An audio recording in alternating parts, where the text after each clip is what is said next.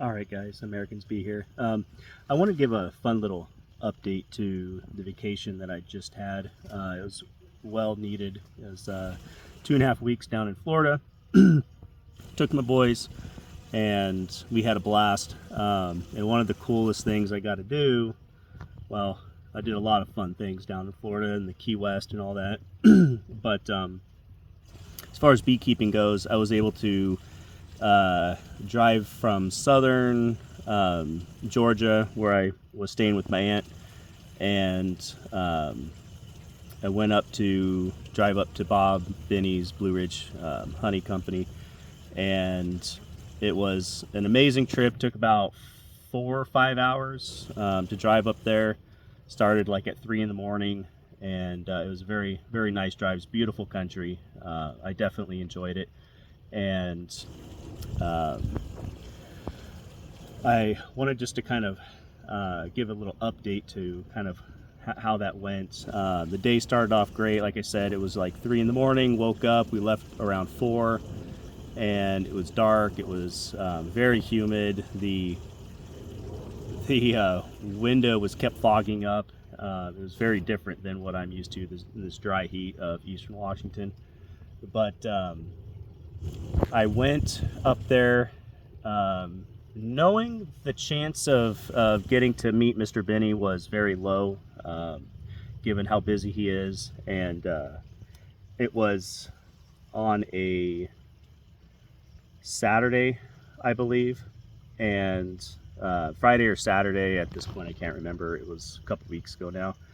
And I mentioned in one of his YouTube videos, I put a comment down, hey, I'm coming up, and he's like, oh, unfortunately, I'm not going to be there. I'm going to be at a convention in South Carolina. Okay. Well, that's fine. I wanted to go up there, and my whole plan was to drop a jar of honey off for him. And I brought this little half pint of honey. Unfortunately, it was last year's honey. I didn't get time to bottle up this year's honey. Like, this is what I just got off my flow hive today. Just now, actually, I'm sitting here letting the last little jar kind of flip around there, but I got each one of those, and I've got about 12, 24, 36, about 39 of these little half pints. And you can see the bees are already helping themselves to the leftovers, which is fine. Anyways, I went up there, and I forgot the jar of honey in my suitcase at my aunt's house. I was kind of disappointed, but I was already about half hour. Get out of there. It was about a half hour out. Okay. And I was not going to turn around and go back. And so, because I knew it was going to be a very long drive up there. So I went up there, bought some honey. I tried the famous sourwood honey, and quite honestly, it was good, but it was not my favorite. And I don't, maybe it was just that harvest or what, but actually my favorite, if I can remember right, was the, oh gosh, what is it called? The black something. I can't remember, but I ended up buying some. Sourwood, bottle of sourwood, a bottle of Tupelo, and the other one, of course, I can't remember it right now when I'm needing to. But anyways, I'll try to take a picture of it. But that, in my opinion, it was a lot better. But not to say the sourwood was not good. It was good, just, I don't know, it's had a different flavor to it. But yeah, I didn't get to meet him. I talked with Jesse. He's an awesome guy. We talked for a little while about just, off the cuff BS, beekeeping stuff. It was fun, and bought some little gifts for my aunts as a thank you for letting me stay at their place, the places. And anyways, I got a wild hair, and my boys and I were sitting in the car, and I was actually looking for like something close nearby to do. And my wife earlier was like, well, why don't you see, what other states close by, and that way you can say you at least been there. And me not really looking at the geography or being in tune to exactly where I was in Georgia, I thought South Carolina was north of us. Come to find out, it's I don't know, Tennessee or Kentucky. I don't know, one of those. But kind of sad, I don't know right now, but I'm tired. And South Carolina was actually more to our east, direct east of us. not far. Yeah, excuse me, I'm getting over a sickness from the plane. And anyway, so I was looking, I found this cool museum. It was an outdoor museum, and where you see just some old buildings and whatnot, and just kind of looking for something to do that was quick. I said, hey, do you guys want to go here? And they're like, yeah, sure. And then I was like, I wonder what conventions are going on in South Carolina right now.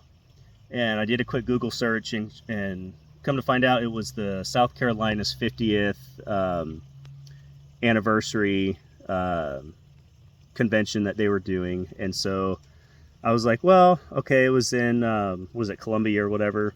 And I Google searched where this place was, and it was like 3.5 hours, 3 hours away. And I was like, oh my God, I was thinking straight north, like way out of my way. And again, my geography was off, and I thought South Carolina was north of us, because for a lot of Georgia it is north, but in that particular more like northern, mid-northern eastern side of Georgia, it was east. And so I did a Google search, and I actually saw that it was the same amount of time to go through Columbia or whatever, and then back down to Brunswick where I was. It was the same drive time. And because you're going on main highways versus the back roads, like their highways there are like single lane roads. You go like 50, and watch out for those lawnmowers. One of them pulled out in front of me, I had to slam on my brakes. Almost ended up killing the guy, probably, because I would have probably flew through his cab. Just pulled out, wasn't even paying attention, was looking down at his cell phone. Just pulled up right up onto the road.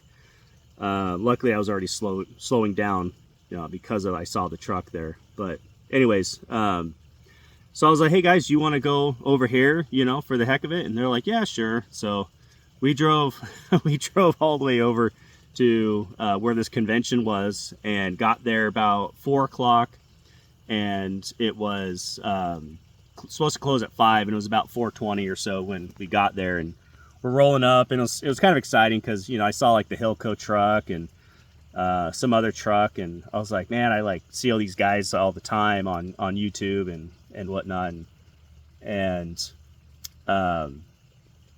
it was kind of cool, just because living on the West Coast, I don't get to really go to these conventions a lot like the guys that live on the East Coast get to go to. And so kind of nerding out a little bit, and was rolling up, and and we walked in, and there was some vendor. I saw like the little vendor area, which unfortunately I didn't get to go to, but there was only a few. There wasn't that many people there, and I'm looking around. I'm like, gosh. And my son's like, wouldn't that be crazy if he left already? I'm like, it's very possible. Like, he already dipped out. It's almost 5 o'clock, almost closing. It was like the first or second day of the convention. I think it was the second day, because it was Friday, Saturday, Sunday, I believe, or something. And it was the second day, I believe. And so I rolled up and walked around, and I was like, okay, I clearly don't see him, Mr. Binnie there. And so I was really getting ready to leave. And I heard a gal say, okay, well, I'm going to go into the next, or into the last, speak. The last speaker was going. And I was like, oh, is there still stuff going on? And she's like, yeah, there's one last presentation going. And I'm like, oh, okay.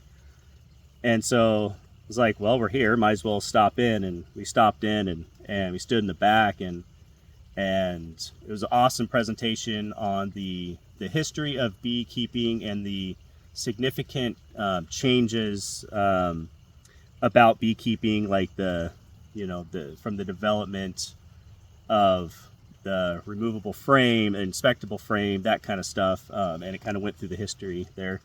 And I ended up seeing Mr. Binnie, and to kind of cut this long video short, I only have a few minutes before my phone's gonna die of memory loss, but I was able to meet him and talk to him for a little bit. It was a pretty fun conversation. Got to shake his hand and thank him. And unfortunately, I didn't have my honey, and I promised I was going to send him some, so I'm going to do that still. I just haven't been able to do that. Ironically, that jar of honey came all the way back home with me, and I had it wrapped in one of my shirts to kind of, keep it safe. And unfortunately, it got lumped into the laundry, and it just shattered everywhere. So it went on a little journey there. That was fun, cleaning that shattered glass out of the laundry. But I'm gonna send you one of my many jars of my flow hive honey, and this is the last just few drips here. The flow hive is really fun. A lot of it is a little higher percentage, so I'm gonna have to dry it out first.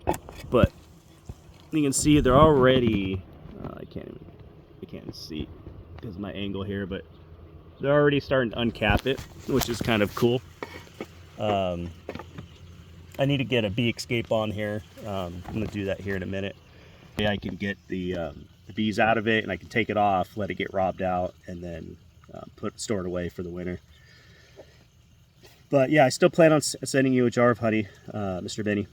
And I doubt you'll see this video, but if you do, great. And just know that it was fun. Your shop's awesome, and it would have been cool to talk to you up there in a more relaxed setting, or got a hotel, stayed the night, went to the convention the next day, and just had a little bit more time to kind of talk with you and others. There was a lot of other cool things going on there, and my boys were quite tired and just kind of homesick, if you will, and so they were not having the standing around stuff, and they're not as nerdy about bee stuff as I am, so they were like, let's go. I'm like, okay. So I didn't get to see the vendors or anything like that, but would have been fun. But yeah, that was kind of my update.